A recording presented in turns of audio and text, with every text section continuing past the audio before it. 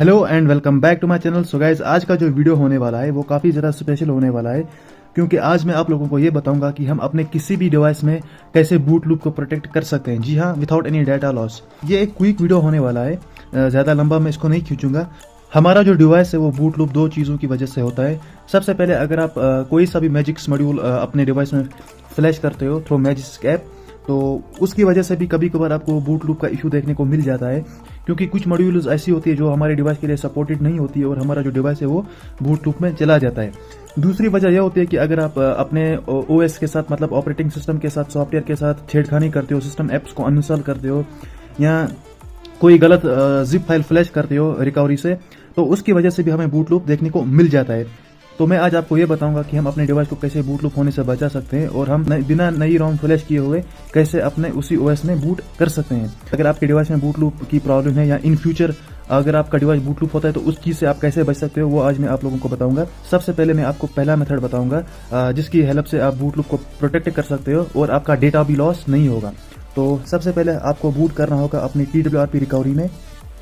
तो ये जो पहला मेथड होने वाला है ये उन लोगों के लिए होने वाला है जो मैजिक्स मॉड्यूल यूज करते हैं और जिनको बूट लूप मैजिक्स मॉड्यूल की वजह से हो रहा हो। तो ये मेथड उन लोगों के लिए, ये पहला वाला मेथड। तो आइए डिवाइस को बूट करते हैं। तो मान लीजिए अगर आपने कोई मैजिक्स मॉड्यूल फ्लैश किया और आपका डिवाइस जो है वो बूट लूप में चला गया हो, तो आपको फॉर्मेट डेटा करने की जरूरत नहीं है। आप यहाँ पर सीधे एडवांस सेक्शन में आ जाइए। उसके बाद आप आ जाइए फाइल मैनेजर में। फाइल मैनेजर में जाने के बाद आप सीधे डेटा में जाने के बाद आप जाइए ADB में। ADB में आप यहाँ पर देख सकते हो मॉड्यूल्स का आपको फोल्डर मिलेगा। यहाँ पर मॉड्यूल्स पर क्लिक कीजिए। तो करंटली मैं इतने सारे मॉड्यूल्स यूज कर रहा हूँ, लेकिन मुझे किसी में भी बूट लूप का इशू नहीं देखने को मिल रहा।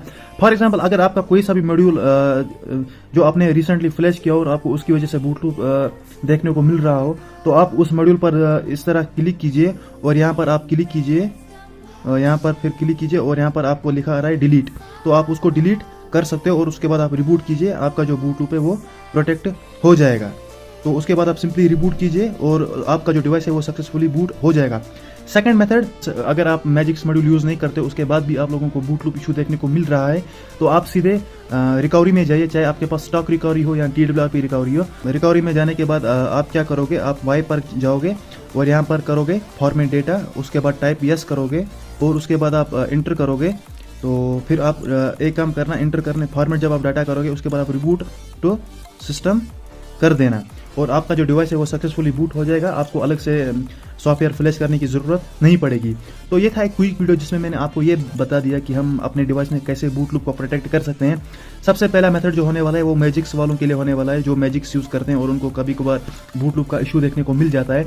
तो उस प्रोसेस में आपका जो डाटा है वो फॉर्मेट नहीं होगा। आप विदाउट फॉर्मेटिंग डाटा अपने बूट लूप को प्रोटेक्ट कर सकते हो। आपको सिर्फ उस मैजिक्स मॉड्यूल को कस्टम TWRP रिकवरी से डिलीट करना होगा, जो मैंने आप लोगों को बता ही दिया।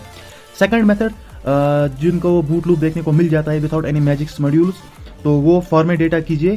तो फॉर्मेट डेटा करने से आपका जो बूट लूप का इशू है वो फिक्स हो जाएगा।